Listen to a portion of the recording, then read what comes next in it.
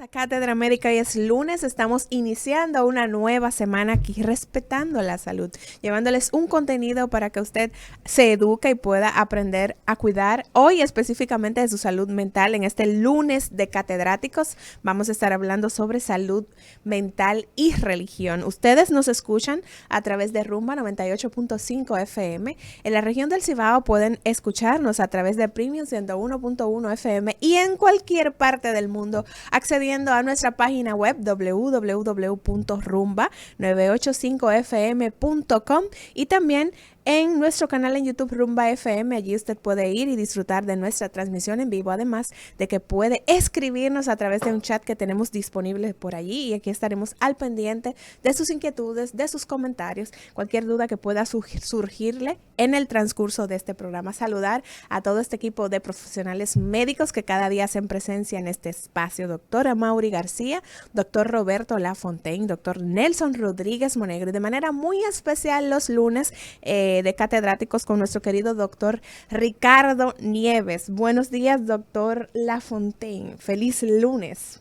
Buen día, Lisania Sarceo y todo ese gran público que nos escucha y a este staff, por el cual podemos llegar todas las mañanas a ese público a conversar sobre importantes temas de salud.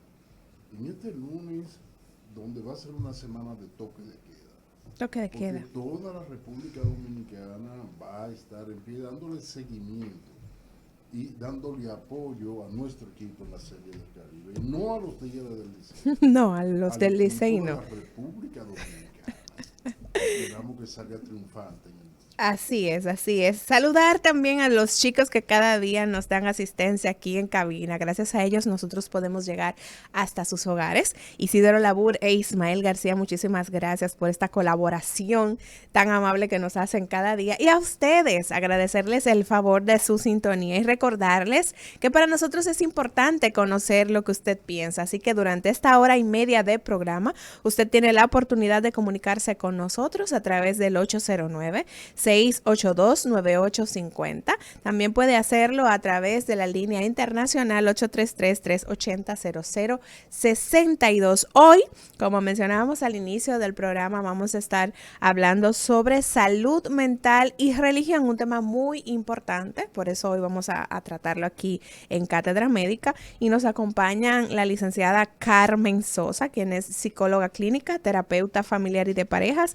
y especialista en terapia de duelos. Además, es religiosa, justamente para mantener este equilibrio entre la salud mental y la religión. Estará ella hoy aquí en este panel. También nos acompañará la licenciada Nisali Britos, quien también es psicóloga clínica y psicoterapeuta.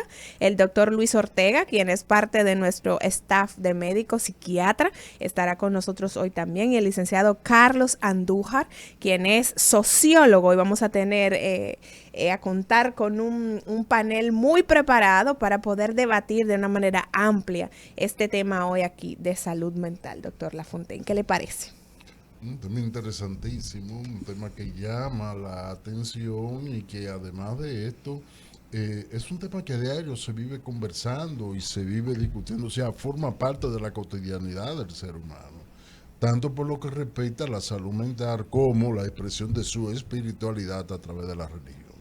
Así es. Bueno, antes de dar la introducción, dar paso a la introducción del tema del día de hoy, vamos a ver qué dice la gente, porque hay gente llamando desde el inicio del programa para conocer cuál es su opinión con relación al tema del día de hoy. Buenos días, Cátedra Médica. Bueno, recordarles 809-682-9850 y la línea internacional 833-380-0062. Saludar inmediatamente a los panelistas que ya están aquí en cabina. Algunos se irán integrando en pocos minutos. Buenos días, licenciada Carmen Sosa. Buenos días, Liz, y bendiciones. Gracias por la oportunidad y esta invitación tan linda. Así que nada, vamos a hablar muchas cosas interesantes hoy. Así es, agradecidos nosotros de que haya aceptado. Doctor Luis Ortega, buenos Hola, hola, ¿qué días. tal? ¿Cómo están? Todo muy bien, agradecidos de poder tenerle hoy por aquí en cabina. Siempre un gusto estar con ustedes. Bueno, pues creo que mientras se van integrando los demás y pueda hacer contacto con nosotros el doctor Ricardo Nieves, pues es importante iniciar quizás hablando un poquito de cómo influye la religión en la salud mental de la gente. Carmen, nos gustaría conocer tu opinión y luego dar paso al doctor Luis Ortega. Mira, es tan interesante porque todo lo que el ser humano hace influye en su salud mental. O sea, no hay ninguna esfera en que el ser humano se maneje, ninguna dimensión que no tenga una... ¿Por qué? Porque somos seres biopsicosociales.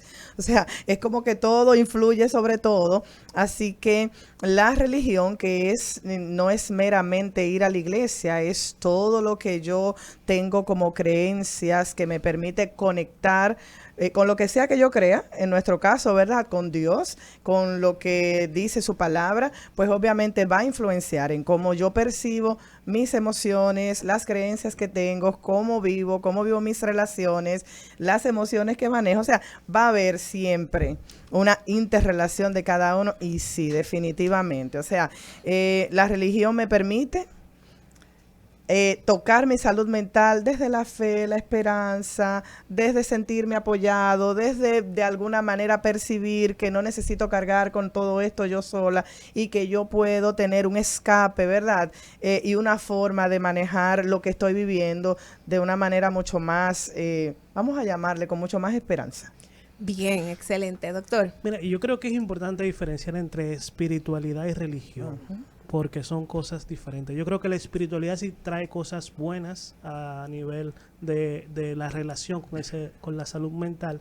Ahora, hablar de la religión, hay muchas facetas de la religiosidad, que hay parte buena y parte mala. Y entonces ahí es que está el quino del asunto, de saber de qué estamos hablando. Yo creo que como le dije al principio, la espiritualidad sí deja buenas herramientas a la persona para poder trabajar su salud mental, porque somos sociedades y culturalmente hemos evolucionado desde el principio con esa espiritualidad, desde la época de Egipto y todas esas épocas, pero las religiones son estructuras hechas en la parte moderna, ¿no? En el hombre moderno. Entonces, llevan una serie de elementos propios del humano que necesariamente no aportan a la salud mental.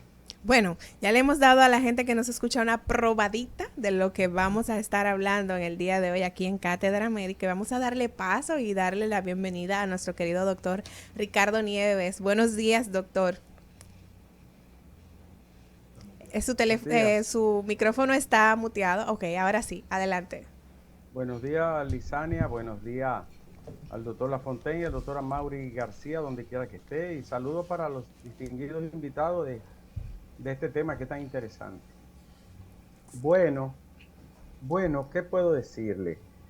Como decía uno de los participantes al final, separar completamente qué es espiritualidad, qué significa espiritualidad y qué significa religión. Son totalmente distintos. Y también, un segundito, déjenme ver si me permiten aquí, a ver si aquí me permiten hablar. Ok, ahora sí.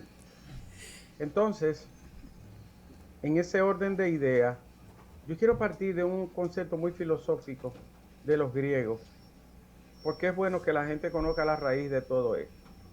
La cultura griega, la filosofía griega, el pensamiento griego,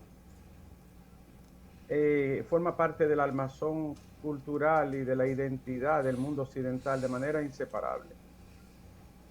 Si pudiéramos decir que hay tres columnas: la filosofía y el pensamiento griego, la religión judeo-cristiana y el campo jurídico y normativo romano. Esas tres columnas sustentan al mundo occidental, con una que otra variable y esto. Nos quedamos entonces en el tema de la religiosidad, de la religión y de la espiritualidad. Dentro de todas las escuelas filosóficas que los griegos fundaron, hay una de manera muy especial y específica, que significó como el punto de encuentro de todo el pensamiento filosófico y que de alguna manera sentó la base y muchas de las aristas que el cristianismo y el catolicismo cultivaron tenía una raíz eminentemente griega y de esa escuela. Hablo del estoicismo. Los grandes estoicos del pensamiento filosófico son Marco Aurelio, que fue emperador, y que tuvo un emperador estoico. También tuvo a Séneca, un filósofo que fue obligado a suicidarse por Nerón, a cortarse la vena, y también tuvo a un esclavo, Epicteto. Epicteto es un esclavo que fue manumitido, liberado y se convirtió en filósofo. Fíjense que tiene tres versiones totalmente diferentes. Un hombre de poder, un hombre de sabiduría y un hombre del nivel más bajo que tenía la sociedad entonces, que era el esclavo. Pues en ese tenor, el estoicismo influyó mucho en el cristianismo. Fue el pensamiento más tolerante.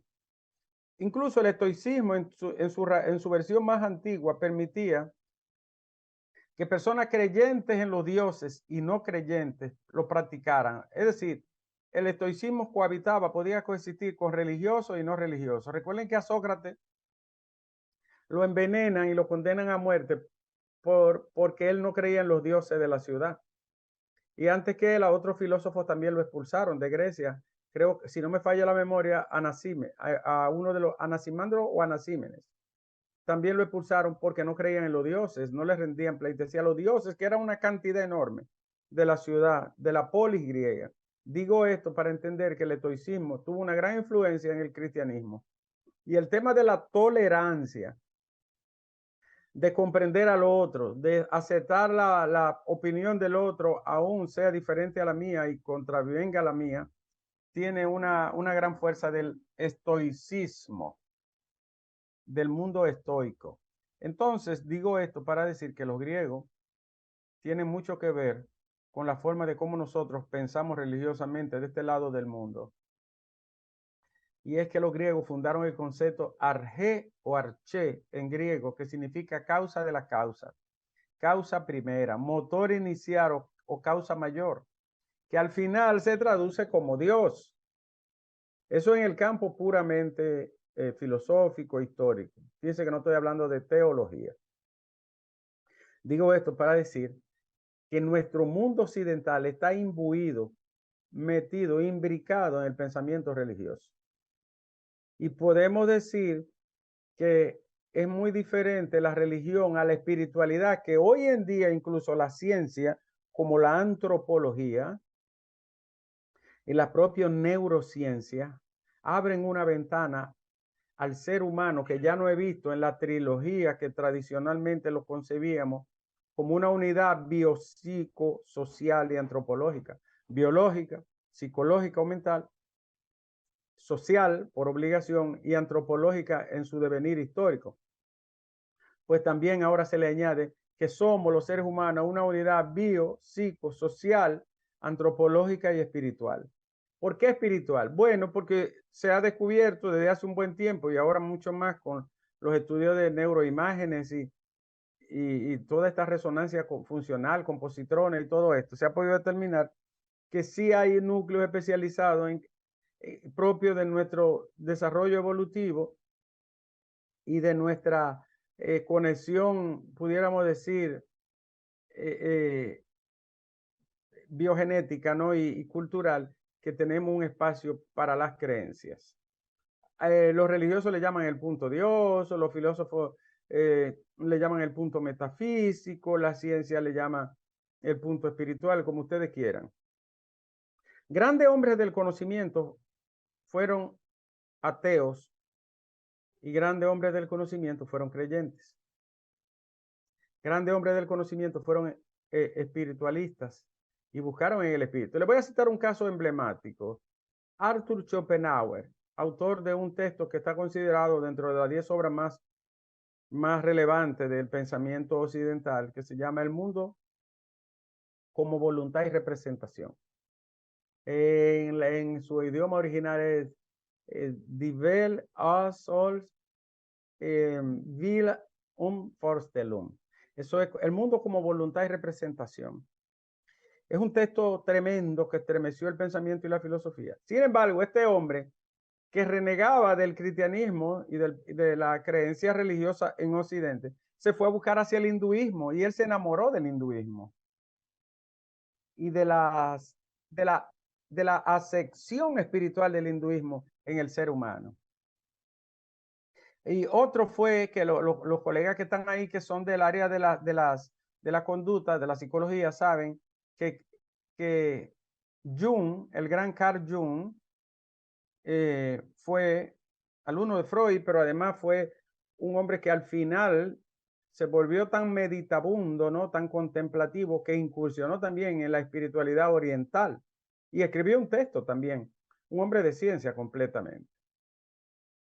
Ni hablar de un Emmanuel Kant, que es uno de las mentes cumbres del pensamiento universal en todos los tiempos. Emmanuel Kant era un hombre, bueno, escribió la crítica de la razón y de la razón pura. Y escribió una cantidad enorme de textos que contribuyeron al desarrollo de la ciencia desde su punto de vista, ¿verdad? Un hombre de la ilustración, del iluminismo, del siglo de las luces. Y él era un individuo que tenía creencias espirituales. Hay otros como Albert Einstein, que era agnóstico, pero él decía, Einstein, que él creía en el pensamiento de Baruch Spinoza, en el Dios de Spinoza. El Dios de Spinoza es la naturaleza, en todas sus manifestaciones y su, vamos a decir, su grandeza. A Spinoza lo sitúan como un panteísta, o sea, la naturaleza era la expresión total de Dios, pero también hay panenteístas, que no solo ven a la naturaleza como un todo, sino que ven a Dios como un todo. Para finalizar, hay un texto que yo se lo recomiendo a los psicólogos, a los psiquiatras, a los filósofos. Bueno, algunos quizás de ustedes lo conocen. Es de un señor que es psiquiatra, neurólogo y neurocientífico y filósofo. Se llama Boris Cyrulnik. Boris Cyrulnik. Él es de origen judío, húngaro. Sobrevivió a la Segunda Guerra Mundial siendo un niño. Se salvó en tablita, como decimos los dominicanos, porque él cayó en un campo de concentración siendo un infante. Una enfermera lo vio su actitud y lo escondió. De ahí se fue a otro grupo, sobrevivió en hambre, penuria, encierro. Al final rodó por las calles de París. Cuando fue liberado París, terminó la Segunda Guerra Mundial en el año 1945. Y una familia lo acogió, lo educó, lo crió. Él no sabía ni de su padre ni de su madre nada, porque ellos murieron en un campo de concentración. Este hombre se llama el padre de la resiliencia, porque lo que él pasó como niño, como joven, como adulto, lo marcó para siempre con un dolor inacabable. Pero él se sobrepuso a todo eso y empezó a escribir de la resiliencia humana, de la resiliencia espiritual. Y tiene un libro que se llama, es el que quiero recomendarle finalmente, La terapia de Dios. La terapia de Dios no es un libro religioso, no es un libro teológico. Es la fuerza que tiene la creencia cuando se aparta de la ceguera del fanatismo y se concentra en la fortaleza de la voluntad humana y de la espiritualidad humana. Creo que es formidable, yo se lo recomiendo, lo pueden encontrar en YouTube también. Su libro se puede conseguir en Amazon, valga la publicidad. Es un texto envidiable y tiene muchos otros que me parecen maravillosos. Finalmente, yo no soy religioso, las religiones yo las respeto todas, las orientales, las occidentales, las animistas, las abrahámicas, las dármicas del mundo oriental, hindú, las budistas. Buda, por ejemplo, funda una religión sin Dios. El budismo no tiene Dios, no tiene deidad, y tiene muchísimos seguidores. Pero yo respeto todas las religiones. No soy agnóstico, ni soy ateo, pero sé que la religión es una codificación y una invención naturalmente humana. Decía Buda finalmente, la creencia aleja al ser como la humedad al agua. Siempre la gente va a creer en algo, en alguien, en lo que sea, pero la gente va a creer, porque la biología arroja las cartas, dijo alguien, pero la condición social establecerá cómo se juegan. Es decir, somos biología, pero somos sociedad, somos cultura y somos también espiritualidad.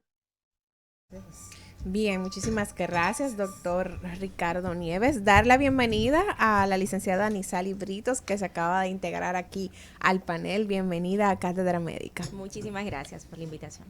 Bien, yo creo que me gustaría conocer la opinión de los panelistas en el día de hoy. Hay posiciones que ubican a la religión como un factor incidente de trastornos o de enfermedades de salud mental, mientras que hay otras posiciones que ubican a la religión como un factor protector.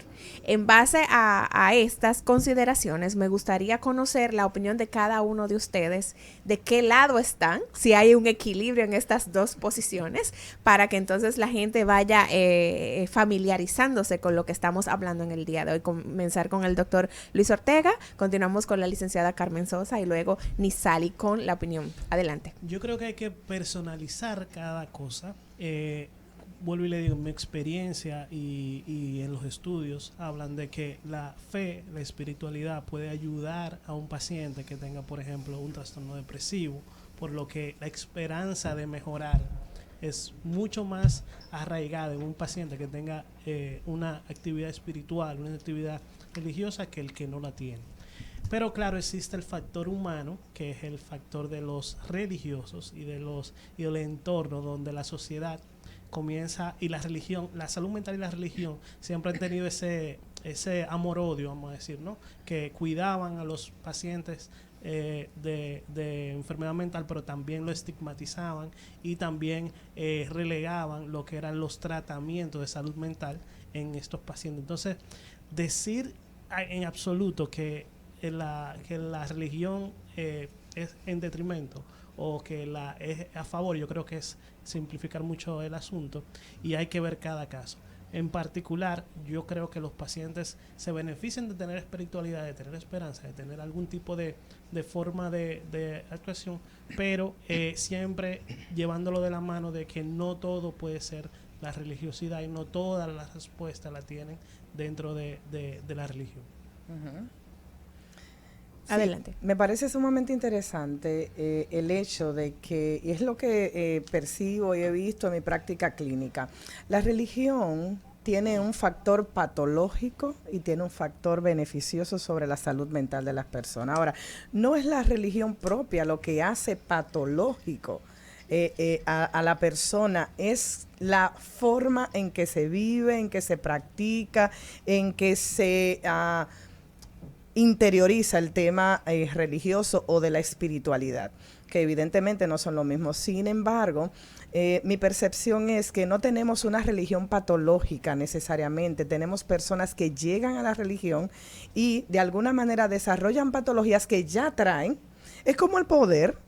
El poder corrompe al que obviamente ya de base trae el tema de la corrupción en sí mismo. Si una persona ya trae vamos a decir, antecedentes patológicos, neuroticismo, una persona que se preocupa por todo, que es ansiosa, que no tiene esperanza, es obsesivo compulsivo, una persona que es controladora, que trae carencias afectivas, que trae una historia familiar totalmente disfuncional. Señores, cuando llega a la religión, va a practicar la religión desde esas carencias.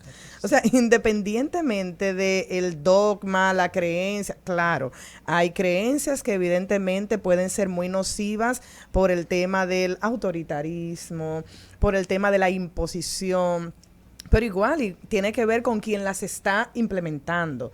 Tiene que ver en la mayoría de las religiones cristianas, ¿verdad? Que es la que conozco, porque no conozco demasiado las demás. He visto estos dos factores. O sea, tenemos un grupo de personas que vive la espiritualidad de manera muy conectada, muy vinculada, muy saludable dentro de una religión X, pero hay otro grupo que vive la religión no necesariamente con espiritualidad, pero sí desde creencias muy fijas, irracionales, psicorrígidas, y esto trae enfermedad, pero trae enfermedad porque ya la persona previamente trae estos conceptos de vida que los tenía afuera. Sí, muchas veces el problema es cuando se presenta esa patología en ese entorno religioso y comenzamos, en vez de ayudarlo, lo que hacemos en detrimento de esa patología cuando hay un religioso o hay una congregación que le dice vamos a sacarte el demonio, Sí. en vez de buscar ayuda y ver cómo arreglar la situación a nivel de los conocimientos que ya tenemos, porque antes tal vez en las épocas de los griegos, como dice, está bien hacer un salmo, hacer un ritual, una cosa. Y al final los mismos religiosos en ese tiempo utilizaban hierbas medicinales para poder mejorar. Entonces lo que yo veo mal en la religión son los actores alrededor de la patología. Yo pienso que normalizar la patología. No solamente normalizarla, es desviarla a otra forma de tratamiento que al final va en detrimento del paciente. Estoy de acuerdo. Yo Adelante, tengo Lizelle. una posición, digamos, bastante parecida, quizás a partir de que la religión como tal y los sistemas de creencias en general son un recurso terapéutico siempre, ¿verdad? O sea, las religiones y los marcos de creencias con los que trabajamos nos permiten acompañar tratamientos, acompañar posiciones y en general, y voy a hacer una confesión de entrada, yo por muchos años fui atea siendo terapeuta, ahora soy agnóstica y acompaño personas que creen, ¿no? Y eso también es importante, cómo marcar tu sistema de creencia como terapeuta del sistema de creencia de los pacientes y cómo tú lo acompañas terapéuticamente para que puedan avanzar. Entonces, en ese sentido, y partiendo de que la religión y las creencias es también un elemento terapéutico, se puede, digamos, vincular en el marco del tratamiento. Sin embargo, no podemos olvidar también que las religiones, en general, y cualquier sistema de creencias en particular trae consigo una serie de códigos conductuales, como dice la colega, que puede anclarse a lo que tú piensas, digamos, de manera personal. Entonces, por ejemplo, hay religiones con unas estructuras bastante rígidas que pueden favorecer el detrimento de la salud mental, y pongo 2 ejemplos. Imagínense un creyente o una creyente que esté en una situación de violencia en su casa.